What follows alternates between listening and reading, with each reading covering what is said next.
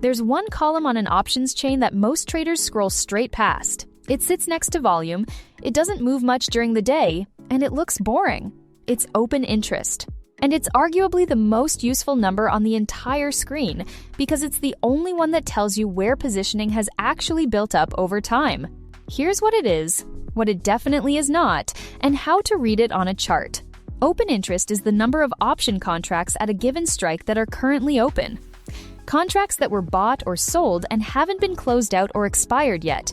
That's it. It's a running count of live positions. When a new position is opened, open interest goes up by 1. When a position is closed out, it goes down by 1.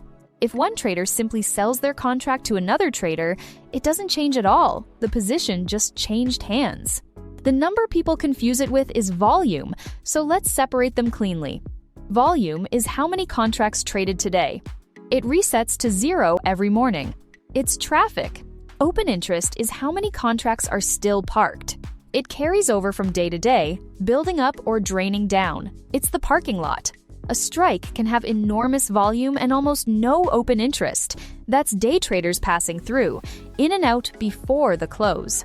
Or it can have modest volume and a mountain of open interest. That's positioning somebody built up over weeks and is still holding.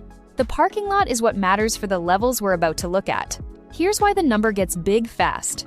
A standard equity option controls 100 shares. So the contract count isn't the real number, the share count is. Say a strike shows 50,000 contracts of open interest. Multiply by 100, and that strike represents 5 million shares of exposure sitting at one price. That's the translation to make in your head every time you see an open interest number. Contracts times 100. Because shares are what actually get bought and sold when somebody hedges. And that's the connection to the last video. Every one of those open contracts has a dealer on the other side of it, and that dealer has hedged their exposure with real shares. So, a strike with heavy open interest isn't just a big number on a table, it's the price where the largest amount of hedging activity is concentrated. When price moves toward a strike like that, hedging gets busiest right there. That's why it behaves like a level instead of like empty chart. Heavy open interest above price tends to act like a ceiling. Heavy open interest below price tends to act like a floor. Those are what get called call walls and put walls. Now the part that almost nobody says out loud, and it matters.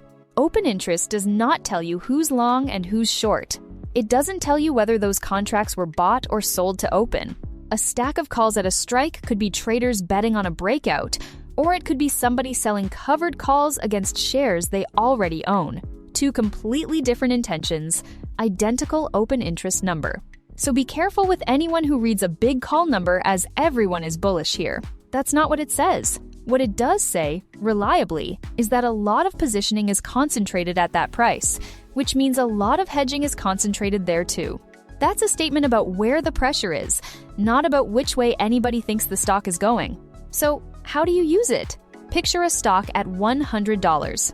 Above it, a large stack of call open interest at 105 and a smaller stack at 110. Below it, put open interest at 95 and a smaller amount at 90. That gives you a map before the day starts. 105 is where a rally is most likely to stall. 95 is where a sell-off is most likely to find a cushion. And the space in between is comparatively wide open, less friction, so moves through the middle can travel faster. Size matters more than location. The single biggest strike is the one that behaves most like a wall. Smaller ones are speed bumps, two situations where open interest quietly stops helping. The first is expiration. Once those contracts expire, the positioning behind that level is gone, and so is the hedging. A level that mattered all month can simply stop mattering the day after expiry. Levels have a shelf life. The second is same-day expiry trading. On contracts expiring today, positioning is being built and unwound in real time, within hours. Yesterday's open interest is already stale. In that world, you watch volume instead, because volume is the live picture and open interest is the old one. That's a full topic on its own, and it's coming later in this series. So, to recap, open interest is the count of contracts still open, parked, not traffic. Multiply by 100 to get the share exposure that has to be hedged. Where that exposure concentrates is where the friction sits, and that's what turns a strike into a level. And remember what it doesn't do. It won't tell you who's long, and it won't tell you where price is going.